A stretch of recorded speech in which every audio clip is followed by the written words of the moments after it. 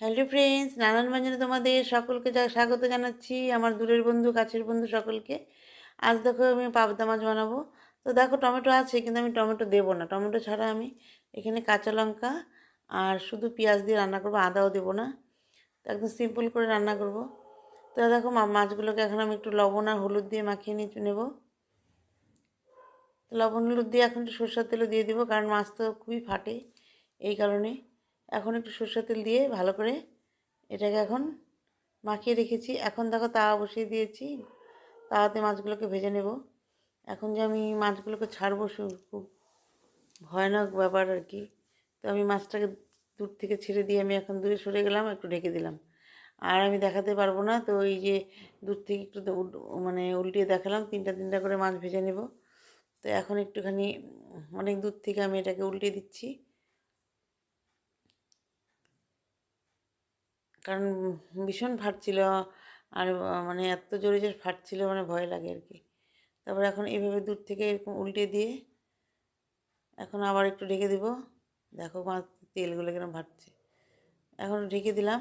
তো এইভাবে মাছগুলোকে আমি সবগুলোকে ভেজে নেব দূর থেকে। তা আবার তিনটে বসিয়ে দিয়েছিলাম। তো এইভাবে মাছগুলো আমার ভাজা হয়ে যাবে এখন।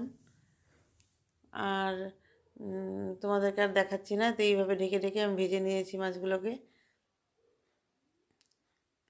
তারপর এখন মাছগুলোকে যেভাবে ভেজে উঠিয়ে নিয়েছি, তো বেশি ভেজে গেছে আর কি, কিছু করার নেই। হ্যাঁ, তারপরে এখন আমি ওই তাওয়াটার মধ্যেই এখন এক দুটো তেজপাতা দিয়ে দিলাম, আর একটু কালো জিরা দিয়ে দিলাম। কালো জিরা দিয়ে এখন এর মধ্যে একটু গোটা পেঁয়াজ আর কি কুচি করে কেটে দিয়ে দিলাম। আমি এখানে দুটো পেঁয়াজ দিয়ে রান্না করব, তো পেঁয়াজ দুটো বড়। তো একটা পেঁয়াজ আমি দেখো এরকম ভেজে নিচ্ছি। আর এখানে কাঁচা লঙ্কার পেস্টটা এখন দিয়ে দেব, একটু লাল লাল করে ভেজে নেব। তো বন্ধুরা এইভাবে ভেজে নিচ্ছি। এখন দেখো এখানে কাঁচা লঙ্কার পেস্টটা দিয়ে দিচ্ছি। তো কাঁচা লঙ্কার পেস্টটা দিয়ে এখন একটু নাড়িয়ে নিচ্ছি। এই কাঁচা লঙ্কাটাকে একটু ভেজে নেব এখন। একটু ভেজে নিয়ে এখন এর মধ্যে আমি আর একটা পেঁয়াজ পেস্ট করে রেখেছি, তো ওটা বড় পেঁয়াজ আর কি, তো ওটাকে এখন দিয়ে দেব।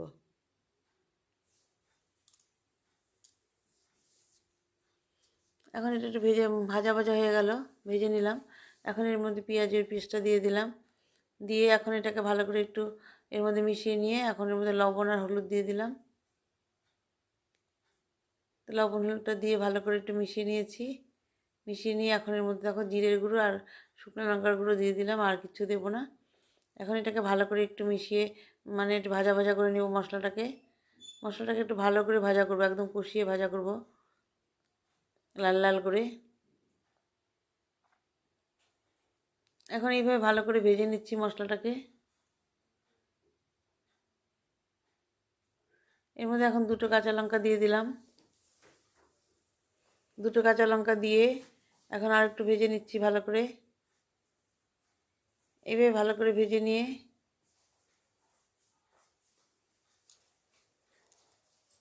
এইভাবে ভালো করে একটু ভেজে নিচ্ছি।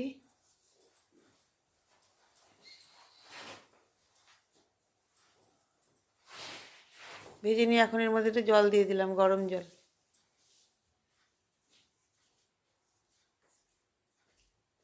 গরম জল দিয়ে এখন ভালো করে একটু ফুটিয়ে নিচ্ছি।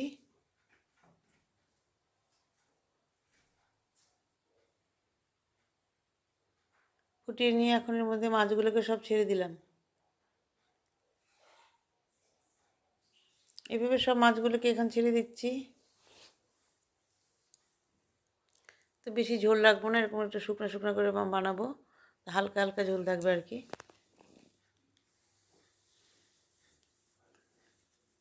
একদম মানে সিম্পল ঝোল বানিয়েছি।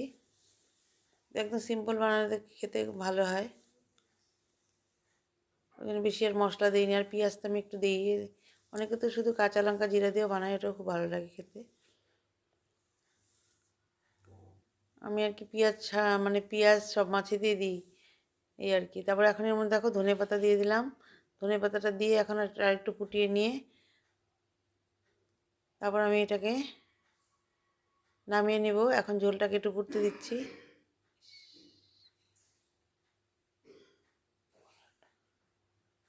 এভাবে ফুটিয়ে নিয়ে এখন আমি এটাকে নামিয়ে নিব।